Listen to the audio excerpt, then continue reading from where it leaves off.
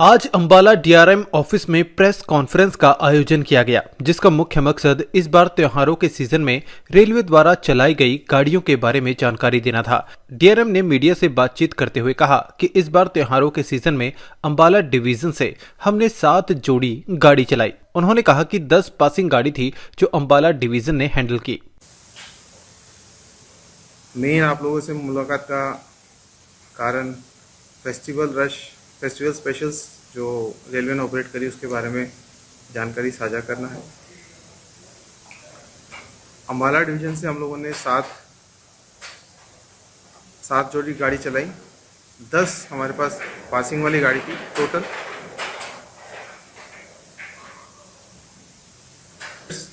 जो अंबाला डिवीजन ने हैंडल करी।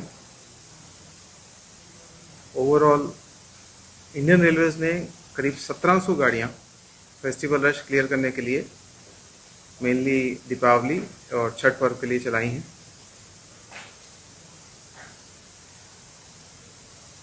ट्रेन्स चलाने में जो लिमिटेशन है वो आप लोगों को पता ही है। एनसीआर ईसीआर में कंजेशन है,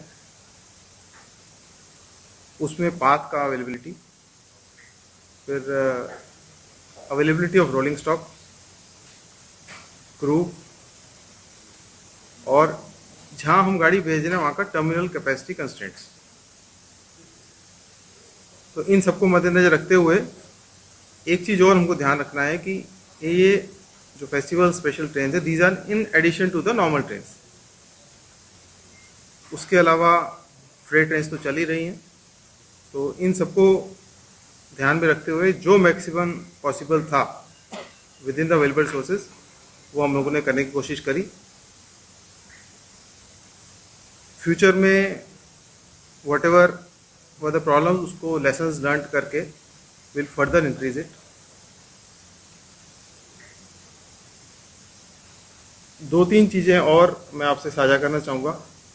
एक अम्बाला स्टेशन का रीडेवलपमेंट, कैंट स्टेशन का रीडेवलपमेंट की बात बार बार आती है। तो इसमें हम लोगों ने कुछ कार्रवाई करी है। इनिशियली ये IRSDC को इंटरेस्टेड था। IRSDC ने एक कंसल्टेंट एंगेज किया। जब तक वो अपनी रिपोर्ट बनाते तब तक IRSDC वाइंड अप हो गई। उसके बाद ये काम RLDA को इंटरेस्ट हुआ।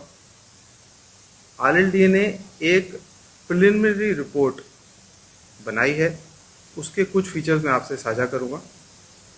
इसमें जो प्रोजेक्ट कॉस्ट इनिशियली वर्कआउट करी है world class Ambala cantt station के लिए, that will be around 272.8 crore.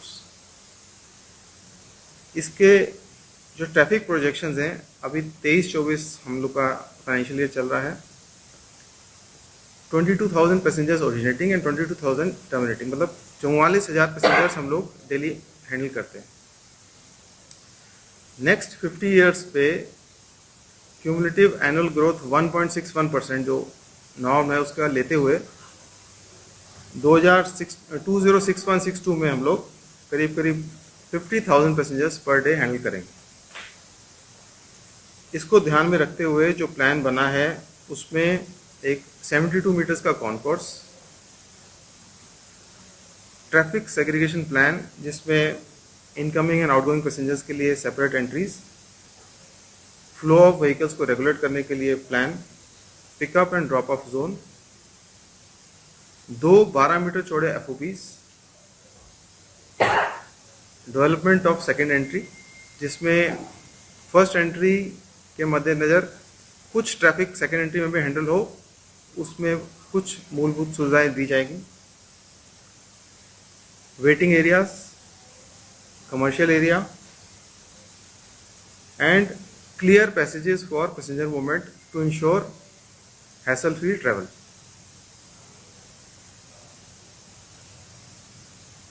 इसमें एक लिमिटेशन है जो जहाँ पे भी सिविलियन एयरपोर्ट पास में होता है तो एक हाइट ऑफ बिल्डिंग की लिमिटेशन रहती है, which is decided by airports authority of India. इस लिमिटेशन में जो अभी अप्रूवल मिला है that is 23 metre above sea level. The total height जो अभी हमारे अम्बाला स्टेशन की है इसके 23 मीटर ऊपर और नई बिल्डिंग जा सकती है। इन सब चीज़ों को ध्यान रखते हुए the proposal is being finalised और बहुत जल्द हम लोग इस पे एक फाइनल प्रेजेंटेशन आप लोगों से शेयर करेंगे, जैसे ही हमारे पास कंसल्टेंट से एक फर्स्ट ड्राफ्ट मिल जाता है। जो फीचर्स हमने शेयर किए ये वर्ल्ड क्लास स्टेशन के फीचर्स हैं एंड स्पेसिफिकली अम्बाला के लिए जो उन्होंने डिसाइड किया है वो मैंने आपसे शेयर किया। अंबाला मंडल डीआरएम ने सुरक्षा के मद्देनजर भी फेस्टिवल सीजन के लिए करने की बात कही। उन्होंने कहा कि इसके लिए एसी कोच में हीटर ऑटो मोड में रहे, मैनुअल में ना चले, कहीं पर भी वायर का लूज कनेक्शन ना हो। उन्होंने कहा कि हमारा स्टाफ इसके लिए चेकिंग के लिए लगाया गया है। कोई भी पैसेंजर अपने साथ किसी भी प्रकार का ज्वलनशील पदार्थ अपने साथ ना लेकर आए। इसके अलावा कुछ सेफ्टी प्रिकॉशंस हम लोग फेस्टिवल सीजन के लिए कर रहे हैं। उसमें मेन है कि फायर इंसिडेंट्स प्रिवेंट हो। इसके लिए एक सेफ्टी ड्राइव चल रहा है जिसमें इलेक्ट्रिक इंस्टॉलेशन के फ्यूजेस, एसी कोचेज में हीटर जो है वो ऑटो मोड में रहे, मैनुअल मोड में ना चलें, कहीं पे भी लूज कनेक्शन वायर्स का ना हो। On board ticket checking staff, electrical staff, housekeeping staff, coach attendants and RPF staff या जीआरपी स्टाफ जो एस्कॉर्ट कर रहे हैं वो विजिलेंट रहें। लगेज और पार्सल्स, लगेज और पैसेंजर्स एंड पार्सल इनको चेक करें जिससे कोई भी वो ज्वलनशील पदार्थ जैसे फायर क्रैकर्स हैं, पेट्रोलियम प्रोडक्ट्स हैं, गैस सिलेंडर है, ये लेके ना जाएं। Adequate number of fire extinguishers station पे रहें और ट्रेन में रहें और regular announcements to disseminate the required information to the passenger, जिससे उनको कोई भी गाड़ी चढ़ने में, उतरने में, बाहर निकलने में, टिकट खरीदने में असुविधा ना हो। तो ये एक ड्राइव स्पेशली फेस्टिवल सीजन में चल रही है। इसके मद्देनज़र कल रात को हम लोगों ने करीब 42 ट्रेन चेक करी हैं अम्बाला स्टेशन में, mainly pantry cars plus boarding and deboarding passengers.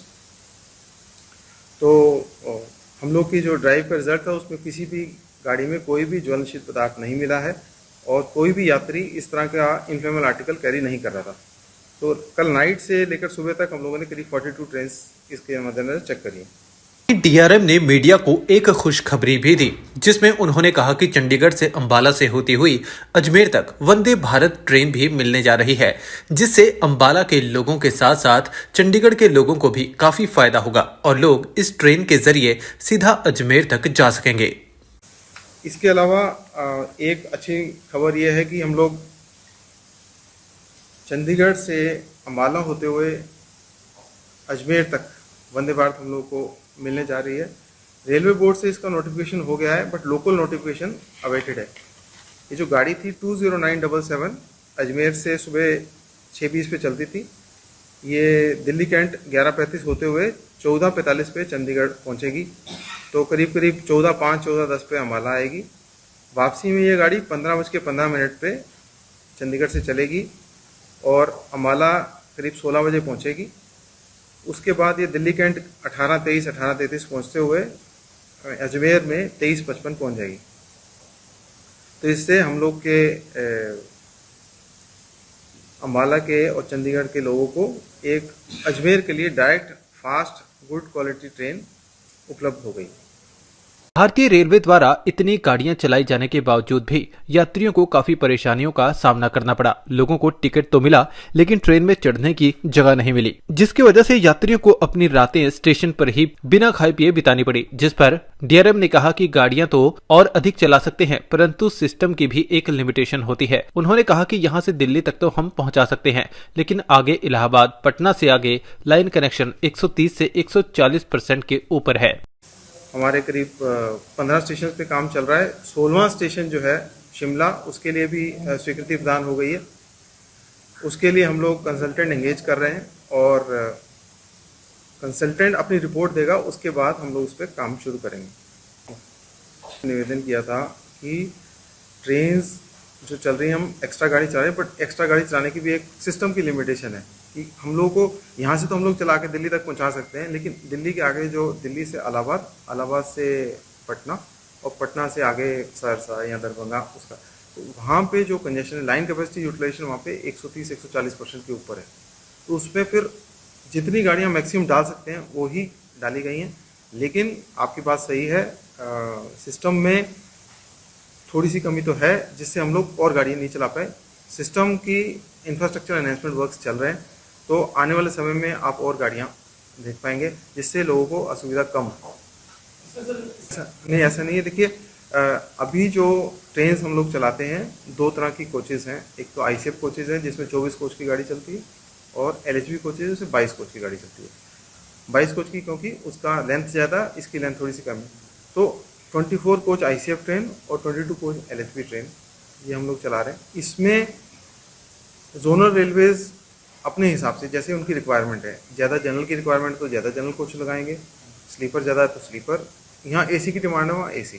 तो जो कोचेज़ की कंपोजिशन है ट्रेन में, that is need based as per the local requirement. तो ऐसा कोई पॉलिसी डिसीजन नहीं है जिसमें हमने को स्लीपर कोच कम करने हैं या एसी बढ़ाने हैं या जनरल कोच कम करने हैं, ऐसा नहीं है। प्ले स्टोर से हमारी app Ambala breaking news download करें